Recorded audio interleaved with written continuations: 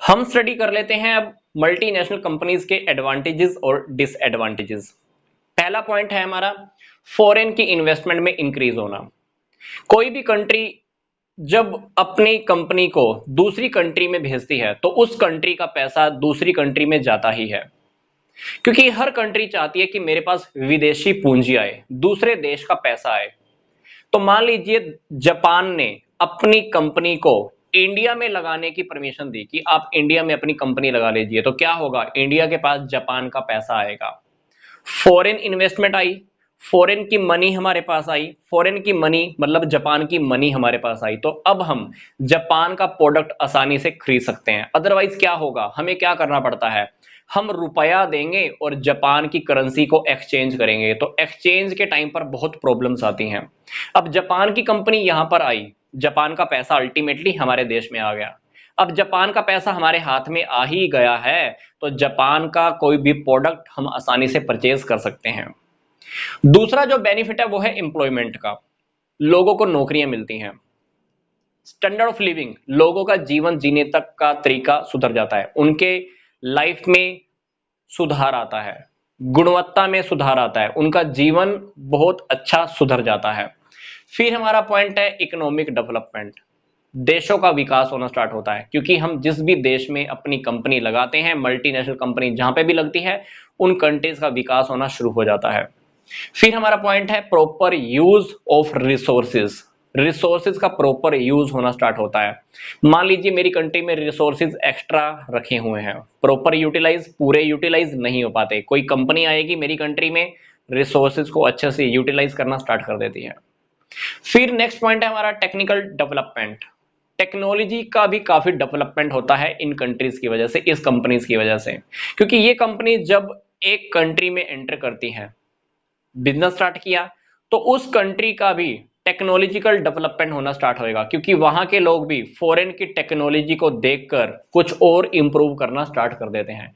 तो multinational companies की वजह से हमारी कंट्री का जो टेक्निकल डेवलपमेंट है वो और भी अच्छा हो जाता है, हम दूसरी कंपनीज को देखकर अपनी टेक्नोलॉजी सुधार लेते हैं। फिर हमारा पॉइंट है एंड ऑफ लोकल मोनोपोली। मान लीजिए इंडिया में एक ही कंपनी है, वो जो प्रोडक्ट सेल करती है पूरे इंडिया में सेल होता है, उस कंपनी के प्रोडक्ट की टक्कर लेने वाली कोई और कंपनी नहीं है। अब मल्टीनेशनल कंपनी भारत में आ गई, मल्टीनेशनल कंपनी ने वही प्रोडक्ट बनाना स्टार्ट किया, तो जो पहले हमारे देश की कंपनी थी वो क्या करेगी, अपने प्रोडक्ट की क्वालिटी अच्छी करेगी, प्राइसेस कम करेगी। कंपटीशन होने की वजह से पहले वाली कंपनी, हमारे देश वाली कंपनी की मोनोपोली खत्म हो जाएगी, क्योंकि पहले तो वो प्रोडक्ट अकेला सेल कर रही थी, अब ये कंपनी और आगे टक्कर देने के लिए, तो पहले वाली कंपनी मतलब लोकल कंपनी की मोनोपोली खत्म हो जाएगी। कंपटीशन की वजह से प्राइसेस उसको कम करने पड़ेंगे, क्योंकि जब तक दूसरी कंपनी उसके टक्कर में नहीं थी, वो कंपनी क्या कर रही थी, मन मर्जी के प्राइसेस वसूल कर रही थी। तो लोकल मोनोपोली खत्म हो जाती है एमएनसीज की वजह से, मतलब मल्टीनेशनल कंपनीज की वजह से। फिर हमारा नेक्स्ट पॉइंट है मैनेजमेंट की भी डेवलपमेंट होती है। अब मैनेजमेंट की डेवलपमेंट होना तो लाजमी सी बात है, मैनेजमेंट वहां की भी होगी, हमारे लोग भी होंगे। अब हमारे लोग मैनेजमेंट में होंगे, वो भी मल्टीनेशनल कंपनीज में, तो डेफिनेटली लोगों का विकास होना जरूरी ही है, लोगों का विकास होगा ही। फिर हमारा पॉइंट है एक्सपोर्ट। अब मान लीजिए मैंने किसी कंट्री में बिजनेस स्टार्ट किया, मल्टीनेशनल कंपनीज लगाई, तो मेरा क्या होगा, एक्सपोर्ट होना स्टार्ट हो जाएगा, मैं दूसरी कंपनीज में प्रोडक्ट सेल कर सकता हूं, फॉरेन की करेंसी आएगी, दूसरी कंपनीज के प्रोडक्ट को भी मैं आसानी से खरीद सकता हूं, तो एक्सपोर्ट में वृद्धि होती है। क्योंकि मल्टीनेशनल कंपनीज को देखकर हमारी कंट्रीज की और कंपनीज भी लगनी स्टार्ट हो जाएंगी। मैंने मल्टीनेशनल कंपनी को देखा तो हमारे देश के लोगों के अंदर भी मोटिवेशन जागा, वो भी क्या करेंगे, प्रोडक्ट बनाना स्टार्ट करेंगे हाई लेवल पे, तो हमारा प्रोडक्ट अब फॉरेन के अंदर सेल होना स्टार्ट हो जाएगा। हमारा प्रोडक्ट फॉरेन में सेल होना स्टार्ट हुआ, मतलब हमने एक्सपोर्ट करना स्टार्ट किया, मतलब हमारे एक्सपोर्ट्स में वृद्धि हो जाती है, एक्सपोर्ट इंक्रीज हो जाते हैं। फिर हमारा नेक्स्ट पॉइंट है क्वालिटी, क्वालिटी तो इंप्रूव होती ही है। अब मल्टीनेशनल कंपनी हमारी कंपनी को टक्कर देने के लिए आएगी, तो मैं अपनी क्वालिटी को तो इंप्रूव करूंगा, क्वालिटी इंप्रूव नहीं करूंगा तो मेरी कंपनी तो डूब जाएगी, बंद करना पड़ेगा मुझे, लोग खरीदेंगे नहीं मेरे प्रोडक्ट को, तो क्वालिटीज भी कहीं ना कहीं इंप्रूव होती ही है। फिर हमारा पॉइंट है डिसएडवांटेजेस का। Danger for domestic industries. इस प्रकार की कंपनीज, जब मल्टीनेशनल कंपनीज किसी भी देश में एंटर करती हैं तो वहां की जो लोकल घरेलू कंपनीज होती हैं उनको खतरा पैदा होता है, क्योंकि जो मल्टीनेशनल कंपनी है उसके पास पैसा बहुत हाई लेवल का होता है, एडवर्टाइजमेंट भी बहुत अच्छा सा करा सकती हैं, सैलरीज भी काफी अच्छा पे कर सकती है। मान लीजिए डोमेस्टिक इंडस्ट्रीज की कंपनीज को, इस प्रकार की इंडस्ट्रीज को लोग छोड़कर मल्टीनेशनल कंपनीज को ज्वाइन कर ले हाई लेवल सैलरीज के ऊपर, तो ये कंपनीज तो चल ही नहीं पाएंगी। तो इस प्रकार की इंडस्ट्रीज को बहुत बड़ा खतरा होता है। नेक्स्ट पॉइंट है हमारा मनी टू द आउन कंट्री। इस प्रकार की कंपनीज को जब भी प्रॉफिट होता है, पैसा जब भी कमाती हैं, तो वो अपनी कंट्री में ले जाती हैं, तो हमारी कंट्री का पैसा अल्टीमेटली दूसरी कंट्री में भी चला जाता है।